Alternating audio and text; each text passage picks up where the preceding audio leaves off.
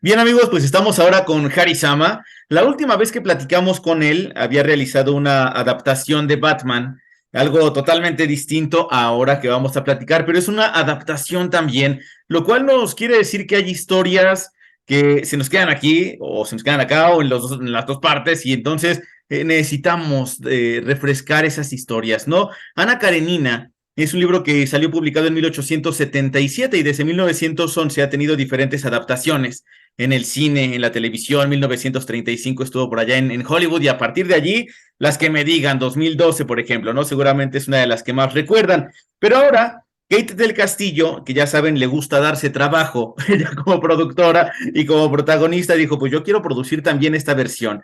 Y se llama Volver a Caer. Harry, te saludo con mucho gusto, Harry Sama, cineasta, él dirige justamente esta adaptación y te saludo con mucho gusto con esta nueva plática. ¿Cómo estás? Bien, Lalo, muchas gracias. Muy contento de estar platicando hoy contigo y con tus radioescuchas. Oye, pues cuéntame que esta adaptación, insisto, hay historias que se nos quedan muy presentes, ¿no? Que temas que toca temas que son universales, como la infelicidad, como las traiciones, como el amor, por supuesto, o el desamor, que es uno de los temas de los más tocados. El libro de León Tolstoy de 1877 inicia: todas las familias felices se asemejan. Cada familia infeliz es infeliz a su manera. Vamos a Así ver es. mucha infelicidad por acá. Sí, caray, tristemente sí, es una tragedia, como tú bien dices, una de las tragedias clásicas de la literatura universal. Y bueno, y volver a caer, pues no solo no se aleja de esto, sino que al contrario lo retoma y lo vuelve como, digamos que lo vuelve pertinente a un mundo más contemporáneo, ¿no? ¿Cuántas Anas Kareninas no ha habido, no? Desde Muchísimas, 1877. Y muchísimas. también versiones masculinas, me imagino. Sí, muchas, sí. Y bueno, y adaptaciones cinematográficas también muchísimas. Este, algunas más interesantes que otras, depende de la perspectiva, ¿no? Pero aparte me refería a la vida real, ¿no? Es decir, a pesar Ah, de que bueno, hemos sí. conocido, de que hemos conocido esta historia y las implicaciones que tiene, las consecuencias, los humanos somos así y seguimos cayendo en todo este tipo de situaciones, ¿no? Ningún libro, por mejor adaptación que sea, no nos enseña quizá muchas veces a vivir. A veces nos vemos reflejados, pero ¿cuántas personas no hay por allá replicando esto que sucede con Ana Karenina? Sin duda, y teóricamente justo es la catarsis o la posibilidad de verse reflejado en los personajes de una obra como esta y sentir con ellos, que de alguna manera nos exime de vivir exactamente lo mismo. Es una enseñanza que teóricamente podríamos recibir, o al menos ese era el planteamiento de los griegos, ¿no? Entonces, un poco siento que a pesar de que, por supuesto, hay una enorme reducción que se tiene que hacer de una novela del tamaño de Ana Karenina para la pantalla, aunque sean 6 episodios en esta serie limitada, eh, sí perduran como niveles de profundidad, sobre todo, te diría, de la novela. Es decir, por supuesto que está la traición, sobre todo te diría la pasión, ¿no? Que es, la gran pregunta es qué es lo que impulsa una pasión como esa, donde hay una especie de química que se siente en el aire, incluso mucho antes de que haya un contacto físico, ¿no? ¿Qué es eso? Y que hay personajes a quienes, como bien dices, todos los días, quizá mientras hablamos, haya personajes en el mundo que están cayendo justamente en estas pasiones, ¿no? Que te impele a tomar decisiones que de alguna manera sabes que van a provocar abismos en tu gente querida, en la gente cercana, ¿no? Pero que es tan potente ese vértigo, ¿no? Que al final se toma la decisión y se hace una especie de pequeño holocausto en la familia, ¿no? Y esa es la gran pregunta, sin juicio. Ahora, el siguiente plano de lectura es un plano social, que desde la novela está activo, que es por qué se juzga a una mujer de una forma y a un hombre de otra, y acá lo triste es cómo en nuestra sociedad contemporánea sigue siendo relevante que a una mujer que toma una decisión apasionada y verdadera, como la que toma Ana, se le puede crucificar en redes sociales de la manera en que verán ustedes se le crucifica en esta serie, porque de alguna manera hemos traducido la aristocracia rusa a las redes sociales, que son terribles, que son brutales, ¿no? Y que pueden impactar de una manera irremediable en una psique delicada y frágil, ¿no?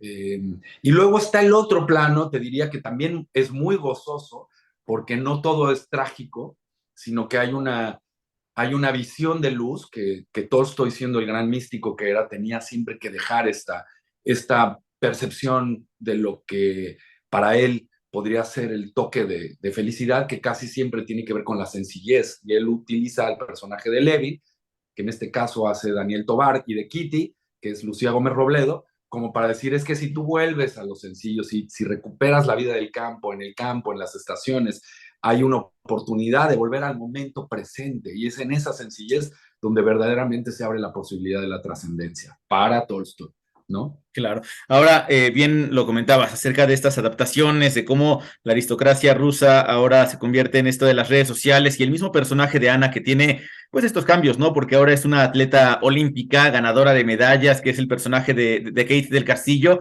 y eso me imagino que le da esa fuerza al personaje femenino, ¿no? Porque claro, estamos hablando de esta novela de 1877, insisto, donde sí el libro se llama Ana Karenina, pero los personajes masculinos eran los fuertes, ¿no? Y todo lo que pasaba con Ana era por lo que se decía alrededor de ella. Pero imagino que acá esta adaptación, la misma Ana muestra una fuerza diferente. ¿Qué me platicas sobre esto? Sí, yo te diría que en el caso de la novela, ella empieza a cobrar una vida que era poco común para la mujer en ese momento, ¿no? Toma decisiones que no son comunes, y eso es un poco lo que hace Tolstoy, generar como una especie de terremoto social, ¿no? Acá lo que sucede es que tenía que ser una figura pública importante, relevante, porque entonces los hechos y sus decisiones cobran una reverberancia mediática muy importante, muy rápido, ¿no? Y entonces lo que se decidió es volverla eso, una clavadista de altísimo, digamos, de altísimos vuelos, alguien que ganó en Sydney, que ganó en Atlanta, medallas de oro, campeonatos mundiales, es algo que todavía no ha ocurrido en México como tal, o sea, no tenemos una medallista de ese nivel, aunque hemos tenido muy, muy buenas clavadistas, como bien sabemos, una de las cuales debo decir que fue quien realizó propiamente el clavado que ustedes van a ver en el primer episodio, que es Gaby Agúndez, que fue una fortuna tenerla en el set y haberla podido filmar porque es impresionante, ¿no? Pero bueno, convirtiéndola en ese nivel de atleta, pues entonces tienes una figura pública con una fuerza muy especial que, que poco a poco lo que sucederá con Ana, y ahí lo verán, y ese fue el magnífico trabajo que pudimos hacer con Kate, va resquebrajándose una mujer muy empoderada y se va como arrinconando dentro de su propia psique, que esta es una cosa importante que sucede dentro de la serie, que tiene que ver con Ana Karenina y que tiene que ver con eso, como con estas pulsaciones interiores que a veces cuando justamente te sientes socialmente arrinconado, emergen los traumas antiguos, y a veces si no estás consciente de que son traumas, parece que es la propia realidad y te pueden llevar a tomar decisiones terribles, ¿no? Claro. Oye, Jari, comentabas ahorita acerca de la catarsis que se produce, que se ha producido desde que salió esta novela y todas las versiones que ha tenido cinematográficamente y ahora con esta serie limitada. Esta catarsis, por ejemplo, incrustada en el momento que estamos ahora viviendo, donde se ha tratado justo de darle mayor peso o el peso que necesitan las mujeres, ¿no? Donde ha habido todo tipo de movimientos. ¿Cómo crees que viene Ana Karenina a hablarle a las mujeres de ahora? Una mujer de hace 150 años, quizá, escrita en una novela, ¿qué viene a decirle a las mujeres de ahora?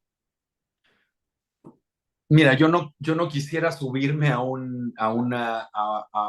digamos, a imponerme una voz que quizá no me corresponde, pero sí diría que me parece que viene a dar algunos pasos en un camino que tiene que continuar, ¿no? Y que tiene que ser, me parece que tenemos que estar incluidos todos, ¿no? Para que esto verdaderamente tenga un sustento verdadero y que pueda convertirse en una transformación genuina y profunda, ¿no? Tiene que venir de todas y todos, ¿no?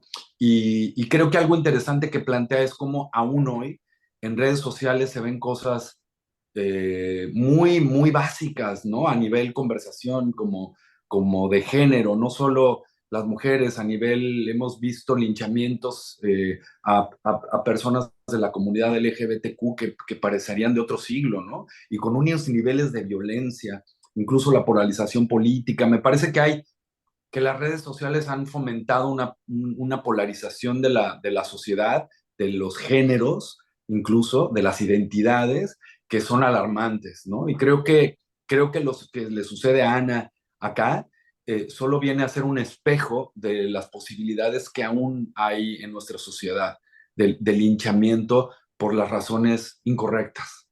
Me imagino que entonces esto de las redes sociales en la serie es casi casi un personaje, ¿no? Y no de los buenos.